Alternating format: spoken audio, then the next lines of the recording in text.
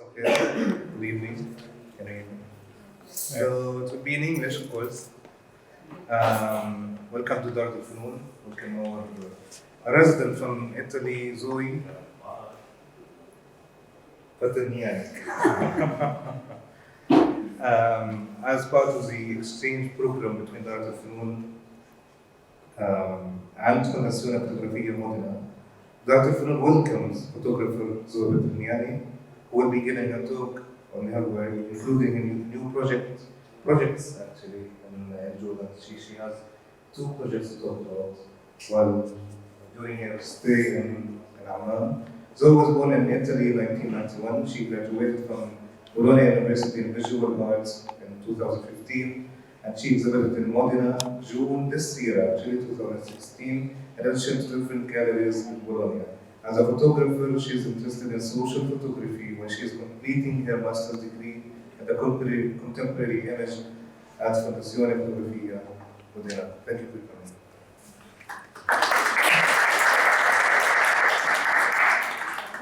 So, hi everyone, and thank you for being here, and thank you to Darat for hosting me here. I'm gonna make a really brief introduction about the place I come from, and basically my precedent work, and then I'm gonna speak about what I've been doing here for 2 months. So this is my school in Modena.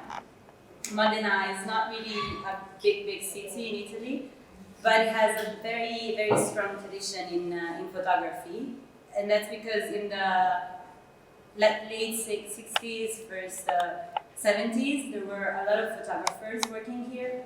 And one of the most important that I want to show you today, because it's kind of very important still now for Italian photographers and also for me, is Luigi Ghiri. Luigi Ghiri worked in the 70s in order to try to make a new kind of photography on the Italian landscape.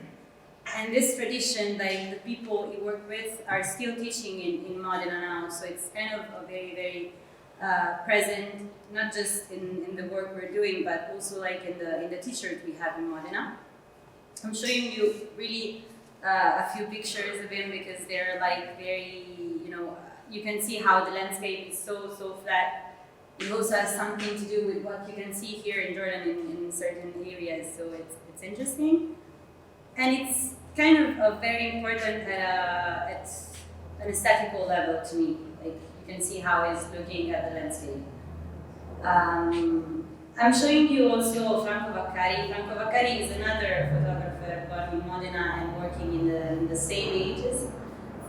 And he's doing this. I'm showing you this work he did for the Venice Biennale in 1972 because it's kind of funny how it's very close to what's happening now in Darat, like the Fluid exhibition. He basically he was asked to produce a work for the Venice Biennale, and he installed in the exhibition space a photo machine. And he was asking people just to pay, make the pictures of themselves, and to leave these pictures on the walls. So it's this idea of photography as something more performative, more interactive with people. And this idea of this is one of the few of the strips. And it's this idea of photography as something, sorry, but it's a little bit, okay.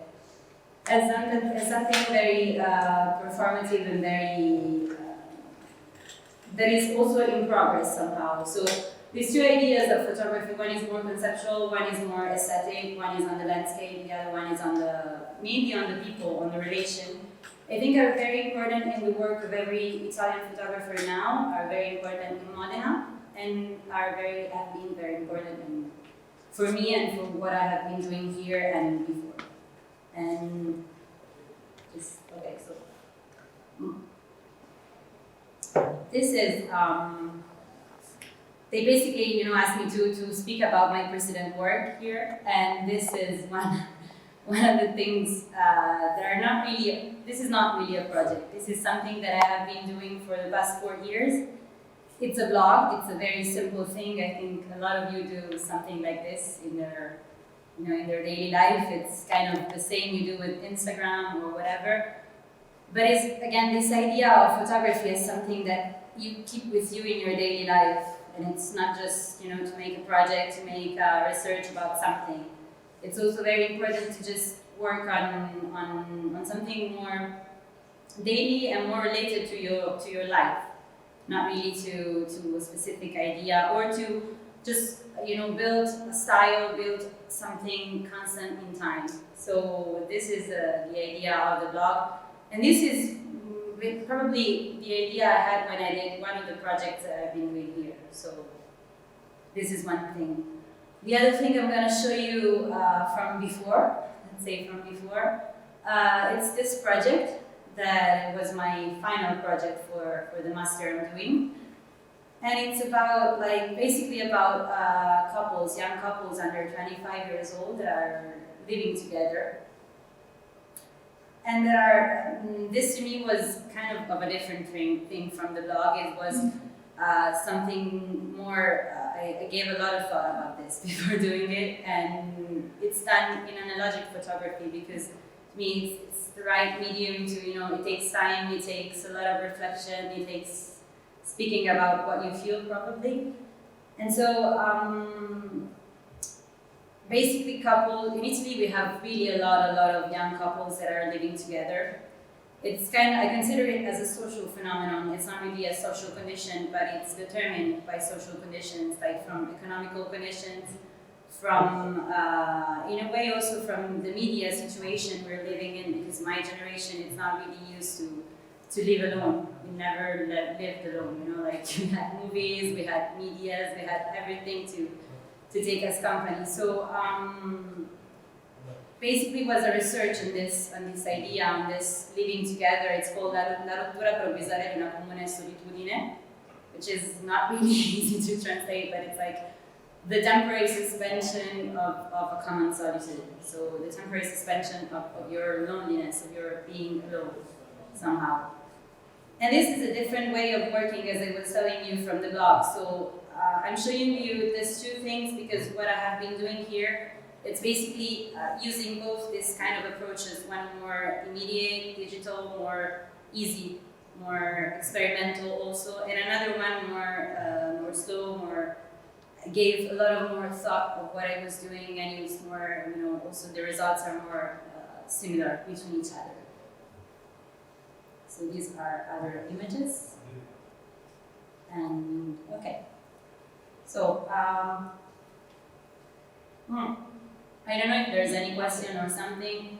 And if you want to interrupt me or sharing or everything, you can do it, okay? There's no problem. So what I have been doing here in these 2 months started with this project.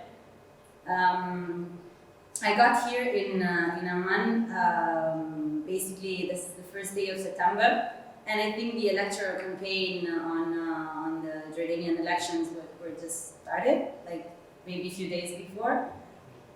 And it was striking to me, on the way from the airport to Amman, to see a lot of posters. They were all over the city. I think you saw it, different posters everywhere, and it was so interesting to me because they were just written in Arabic. So basically, I don't understand Arabic. I don't understand the word. I can't read Arabic.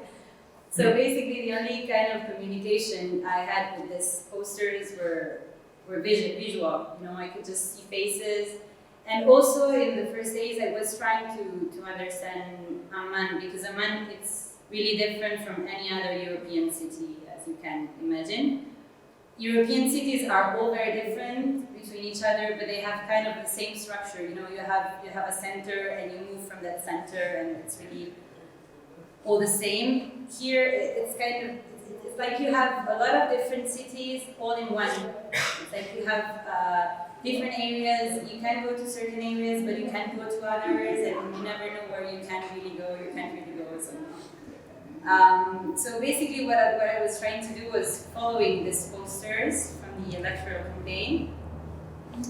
And what I did with the pictures I took is this fanzine that I'm gonna show you because I have a few pages, but if you can pass this through, it's better.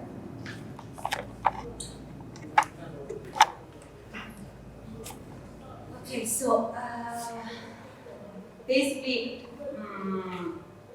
as I told you, I was going around and seeing posters everywhere and following these posters. And after a week, I was doing this thing. I met a girl in a cafe here in Waywood. And I think she was, when I was telling I'm working on the elections, people were looking at me and saying, like, why? What's so interesting about the elections? Because for the Jordanians, they're not so interesting. But she told me, go to the Parliamentary Life Museum. And I went there, and I found out this kind of idea of politics in Jordan that is kind of, it's not really, there's this kind of lack of faith in it somehow. It isn't felt as something representative. And so it became, more clear to me also, like, how it works. This is the Parliamentary Life Museum, and it's you can see this kind of empty space. It's very fake, it's very constructed, it's not really something that can represent a parliament as you imagine a parliament. And so this was, kind of the first work, and I decided to make a fanzine with it, because fanzine is this very basic thing. You don't need a lot of fancy printing. You just print it very basically. It's really strict. And it's experimental somehow. It's not really, I didn't have this idea when I started taking pictures of it for it. So it just came up like this, and it was also nice to me, the thought of trying to produce something here, like from the start till the end, like making pictures, making a small object that I can leave here to the people I met, to the Darat, to whatever, but just making it all in Amman. And this is the first project I have been doing. The second project I have been doing is kind of more complex, and what I'm going to show you now, it's not the actual project, because the pictures that I have been taking were made in analogic, were made in film, so I basically didn't develop them so far. I'm going to develop them when I come back to Italy, so I don't really know what I have been doing. And these are digital pictures that I have been taking while I was taking the analogical ones. And so while I was working on the fanzine, I met a lot of people here, and I met a lot of different people, but all of them had none of them was considering themselves really Jordanians. This is a very special thing of Jordan. They say, yes, I'm Jordanian, but my parents are Palestinian, my parents are Turkish, my parents are, and it's always like there's something from some other country in it. And it was interesting because as I was starting, feeling a little homesick, and I was missing my home, my life for certain reasons. At the same time, I realized that all the people in Jordan are kind of having house somewhere else. Their home is here, but they kind of feel that their roots is somewhere else. And it became so interesting to me how homesickness is kind of a very wide feeling here. People are always welcoming you to Jordan. Like, welcome to Jordan, I have some foreign friends here. How many times do we hear this? Every day, 5-6 times. So it's interesting, and it's also interesting this idea that when I went on the Dead Sea, I saw this thing, I come from a city that has sea. I went there, it was sunset, and I realized how the sunset view on the sea is kind of very, very, it provokes a strong feeling in you somehow, and at the same time seeing Palestine on the other side and having this idea that, I can always come back home, but some people can't really come back home easily. It became very strong to me, and it became, I think this kind of landscape, as I was telling you before, is an idea, is an aesthetical idea of the landscape that can really recall to you some kind of atmosphere. So I became way more interested in this viewpoints on the Dead Sea, because you have this, these small tables, and you probably know better than me because you have been there. So you smoke shisha, you stay there, you look at the sunset, and at the same time it's a different sunset from the one I can enjoy on my sea. So I took pictures of this, and I started also thinking about the idea of the sea as a border, because it's basically separated keeping the two lands apart. But at the same time, is the sea. The sea is dynamic. The water is moving somehow. So it's never like a fixed border. It's not like a line. It's not like a wall. You can cross it, but it still remains something that moves between two different countries. And so this was the basic idea over it, like trying to understand how the sea moves, how like the soul landscape across the Dead Sea is kind of related to the missing of home, and at the same time is related to this idea of border. And these are the pictures. And this project also is still ongoing to me somehow, because I want to come back and work on it more. I want to also, I would love to do the other side, like to go to Palestine and do the other side. So basically what I'm telling you now is just the starting point of it, and this is it. This is it. I'm not really used to give talks, so please make any kind of question or whatever you want. Yes. Okay. So I'm Jordan here, and the thing we talked about the connection between Jordanians and the roots after. Well, I think the photos of the Dead Sea, they really capture that feeling. I did feel it looking to your photos. It's really a great, amazing job. Thank you. Thank you very much.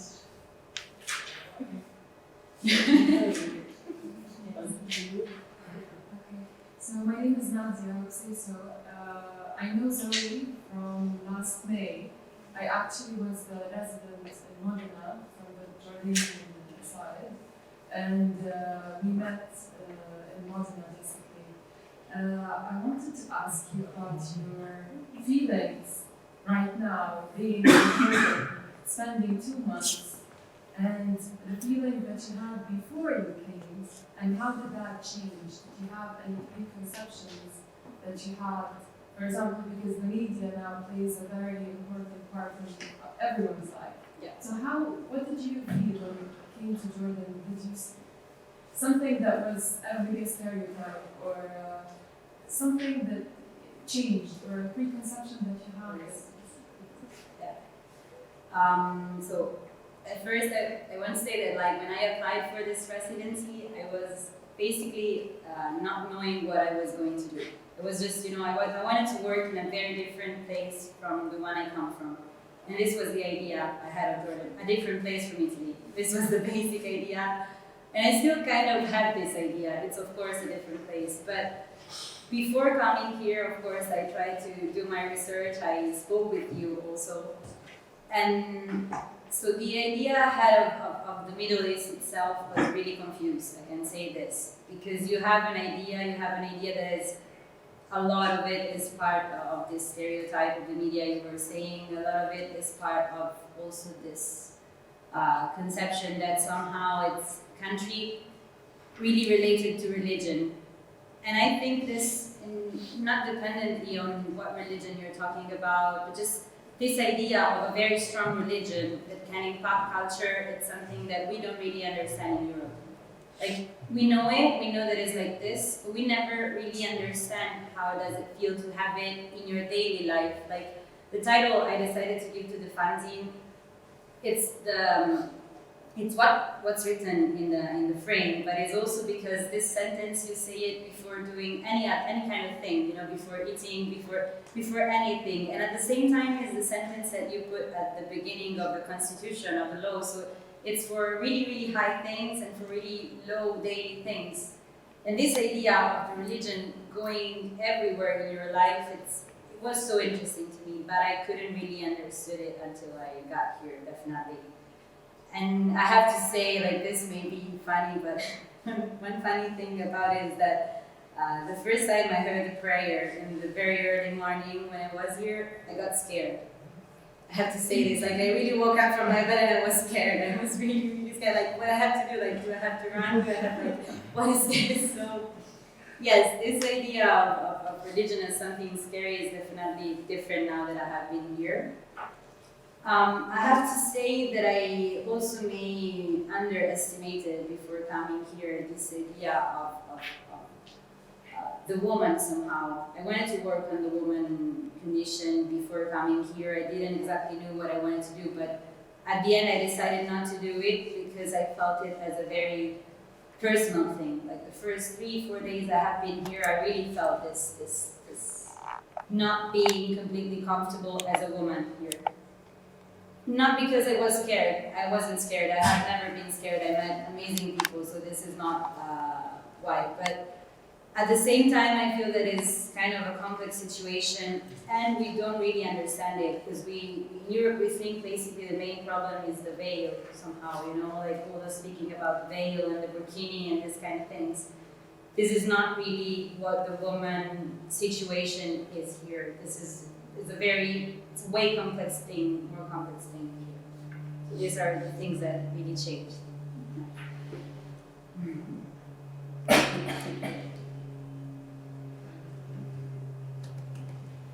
We are into questions. I'm telling this for the just came. We're at the questions moment. Okay. So you got the pictures of the Dead Sea, and the next move is taking the other side. Yes. I'm thinking about this. Yes, exactly. Yeah. So this is only the side of in Jordan, and now the next step. So what makes you think we need the both sides? And we need, Yeah. what you expecting from getting both sides? Yeah. This is a good question. I'm thinking about taking both sides because, in a way, like, okay, this Palestinian thing before to me was something I knew about, something I was reading about, it was interesting to me. But at the same time, I wasn't really like feeling it. I don't know how to say this, but as I told you before, like to work on a project, I need to kind of feel something somehow. So right now, I'm really feeling this thing about Palestine. I'm really, it may be in part curiosity, just curiosity, you know? And in other part, it may be that I feel that it's more complete. Like that I feel that how can you just do one side when there is both sides, you know? Like it's about sides at the end of the day, so you have to do both. But I don't really know if it's needed for the project, or it's the project that is taking me there, because I still want to work in the Middle East. I still think that is interesting to work here. This is another thing, like, it's not really in the question, but it's nice to say it. During the opening of the exhibition that is now ongoing here, Darat, like the Do It exhibition, that is basically all made by interaction between the audience and the instructions that artists gave to the audience in order to make works. I felt that interactions between people and art in this area are really, really like more genuine, more interesting to me. And there are no all the big preconceptions people have in Europe about art. They're really more interested, they're more into it. So in a way, I think it's my willing to come back here and work on in this area because it's interesting for me. It's not really needed, but it's interesting. Yeah, you mentioned in your website about the difference inside a man-made also from like a woman and a man. Yeah. Can you give us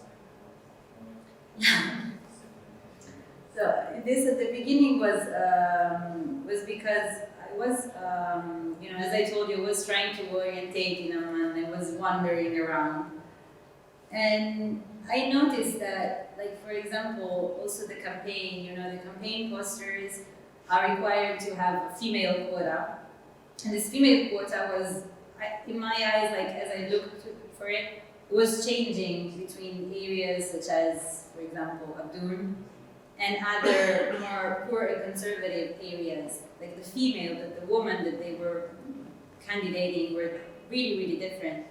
So as I told you, like at the beginning I was interested in this woman condition, but at the same time when I got here I realized that in 2 months I couldn't work on this. This way of working on the election thing was a way also to work on this, because just the idea of who an area is, a district is deciding to be represented by, it's kind of it's explaining his values, their ideas of representation.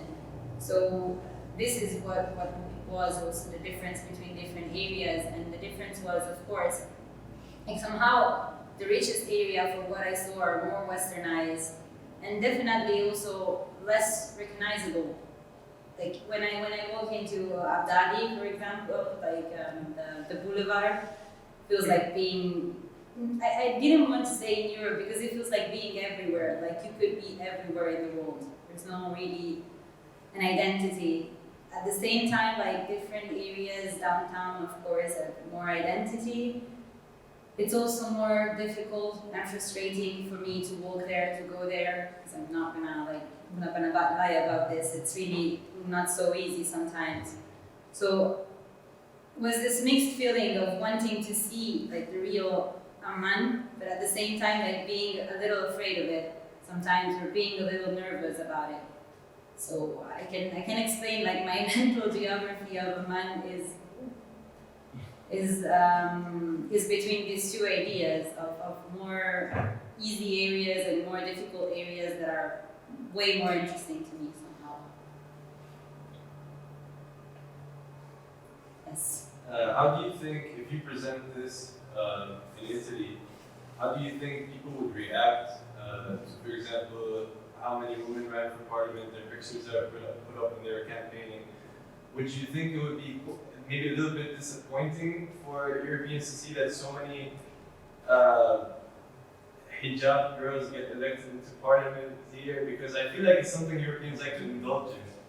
How Muslim women are constantly oppressed, or how they are limited by their religion, when in fact it has, in some cases here, brought them to seats of power. So what do you think would be the stereotypical artisan European reaction to seeing these pictures we're talking about? Okay, this is not easy to answer because I know who I'm gonna speak about this to, and the people I'm gonna speak about this to are not really like, I don't consider them like so stereotyped in this kind of thinking. If I have to think about a general way of receiving this in Europe, the answer that I feel like giving you is that during the elections, this year's elections here in Jordan, there was a European Commission that was called to observe the elections. And this was interesting to me because at the beginning I didn't really pay attention to it. Then I thought, wait, we're not in Europe. Why there is a European Commission that is like observing the elections? And this is because these new elections are considered to be more democratic because of the new law of the elections.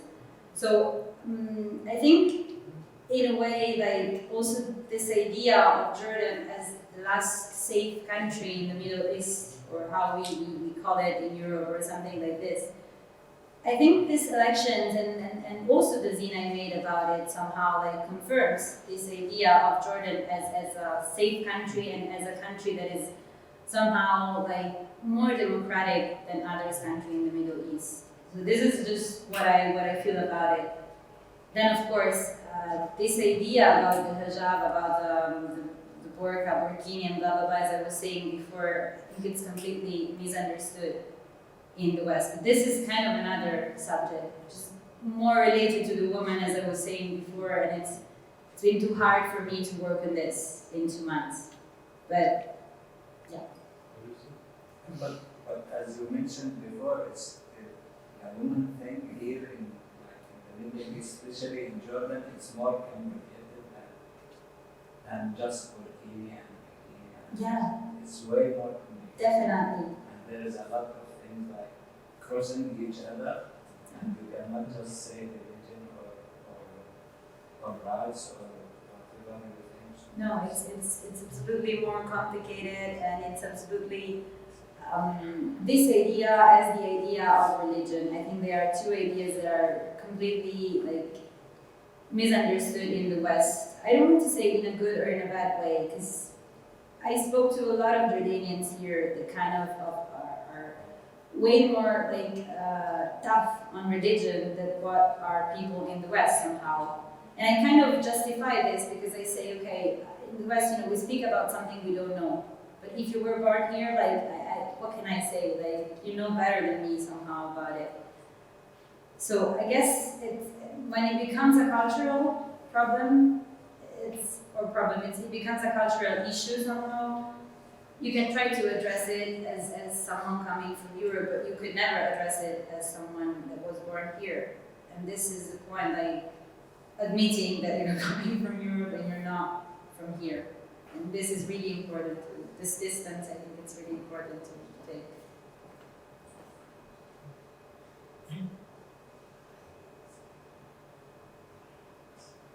Okay.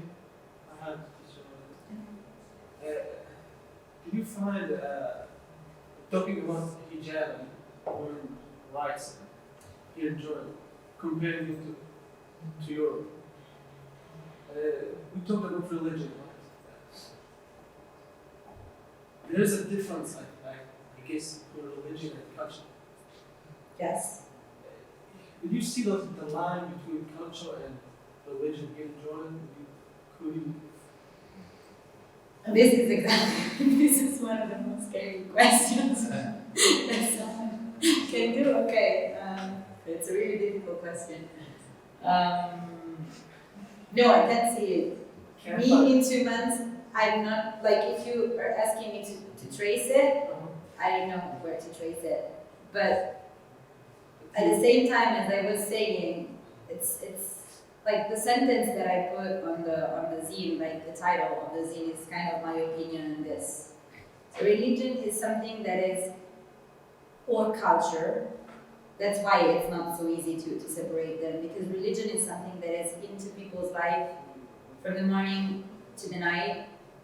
And as I was saying, to me it's not really important like what kind of religion it is and how this religion works or what are the principles of this religion. What is interesting to me is that it's something that you do from the morning to the night, and it's really present in your daily life. And I guess this is the big difference with the West. It's not really the Christianism versus the Islam, if we want to really simplify this. Is this idea of religion as something that you live really every day in a very strong way, and on the other hand, like a religion, as it is in the West, that you live on Sundays, and that is present in culture, but it's way less present generation by generation. So the difference to me is in this intensity, not really in the principles of it. And it's cultural, yes, it becomes cultural. Even us as Jordanians, we really sometimes we cannot just see the difference in this religion or the culture, even for us, because like our culture is built on our religion. So it's really crossing in so many points that we cannot sometimes differentiate between them. Exactly. So yeah, it's a way of life, so it's not just as you say, Sunday morning or something like that. And it's also, I think it's really, we were speaking about culture. I think you can say it's really present also somehow in politics. Not just in politics as like the candidate or we were saying this thing, but I can see it also in, I don't know, a little of small things, like also the idea of a public good, like a public space, a public transportation, public something. It's so different here than what is in the West because of this religion and culture thing. But still, I really don't want to judge this because it's not my fault here to judge this. Yeah, it's just to notice it. Even a Christian Jordanians, they sometimes use use Bismillah or Inshallah, which is in Islamic religion, it's not for Christian, but because it's our culture in general to use these words. So we don't really think about this a religious thing to say, like Bismillah. Even a Christian man here in Jordan can say Prophet Muhammad sallallahu alaihi wasallam. So he will say it like because it's our culture. It's not like something religious we need to see or we need objectize things like this. So, Exactly. yeah. Yeah. Okay. So coming back to our Yeah, well, yeah, that's real Talking about the election project, okay? You were here during the elections and after. Yeah. Did you notice that the picture of the candidates ruined the beauty of the city? Or, you know, fake people everywhere. This is interesting because I got here and the posters were all over. So the first impression I had about Oman was with the posters, not without. I have to say that like the first days after, I was looking at the same spots I had took pictures of with the posters, and I was looking at them without the posters. Like they felt like empty. But this is because I was focusing on them with the posters. I don't know if they were ruining the beauty of Oman. They were definitely like very, very present. Like their presence were very strong. This was an interesting thing at the real beginning.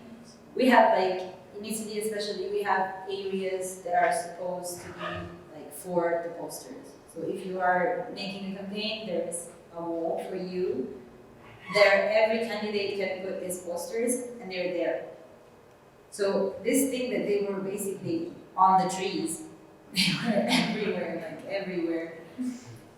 It felt so interesting because the city itself, it's kind of quite chaotic or somehow like very, very, I don't know how to say, yeah, in a way that there's a lot.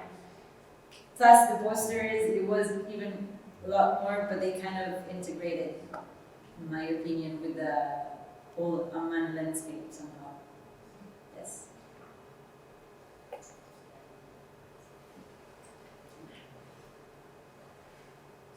Ahmed? Any other questions in Arabic, in Arabic? بسأل كمان مش عارف بس بالانجليزي ولا بالعربي مش عارف زي ما بدك.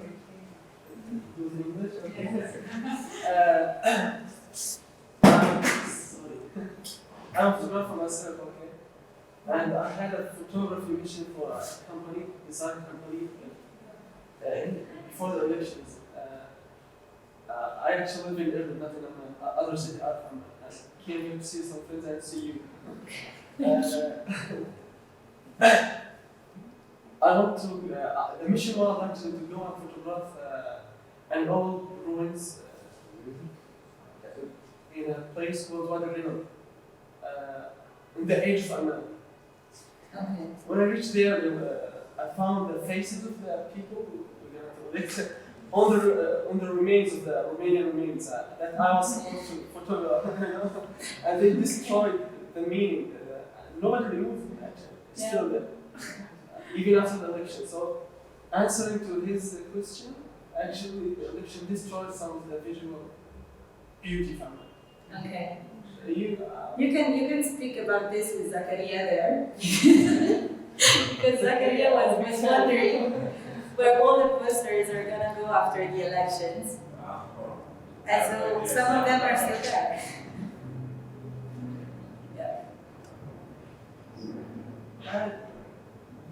Back there in Europe, Italy, I guess they restrict the beautiful city more. That country. Not really. I have to be very disappointed with this. Nadia has been there. Are they respecting more the rules?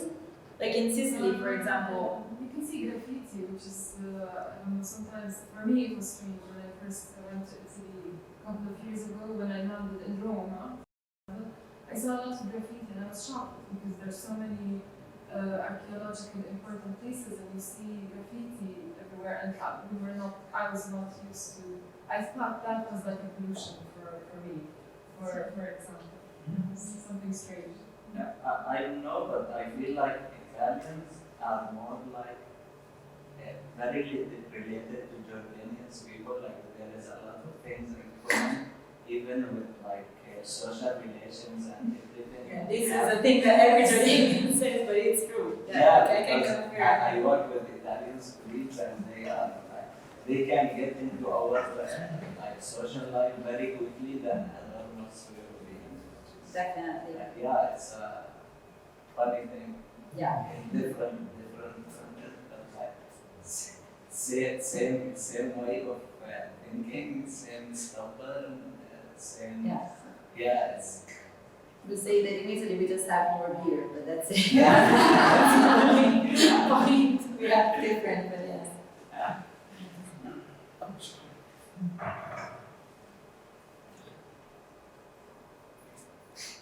Try again.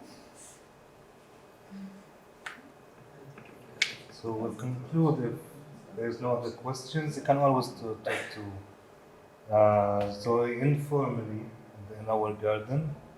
She will be here until Saturday and she will leave morning. Hoping we can have her back again.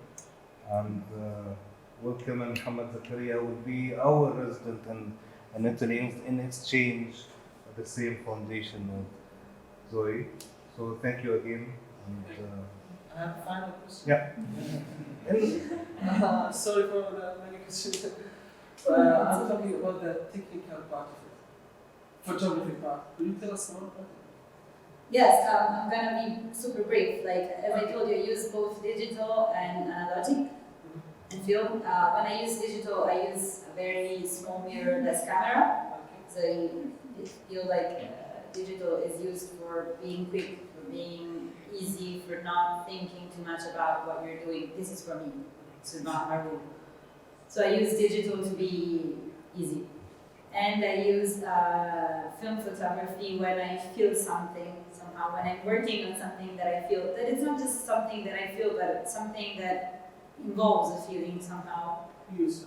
I use film because I think this is probably very vernacular, very folkloristic, but I kind of think that the film itself is celluloid, you know, it's kind of sensitive to the light. It has really, it's keeping a trace of what you're relating with. So if there is a feeling involved, I kind of think that film can keep the trace of that feeling. And that's why I use film. This is not an aesthetic reason. Yeah, no, the second project, the Dead Sea project, it's actually, these pictures are the digital ones for the one I took in film that I still haven't developed. So what you're seeing now is like a fake project. It's the idea I have of this project, but I will see it just... You didn't find the equipment to process your... No, I brought a lot of film from Italy, of films, and I'm gonna develop them when I come back to Italy.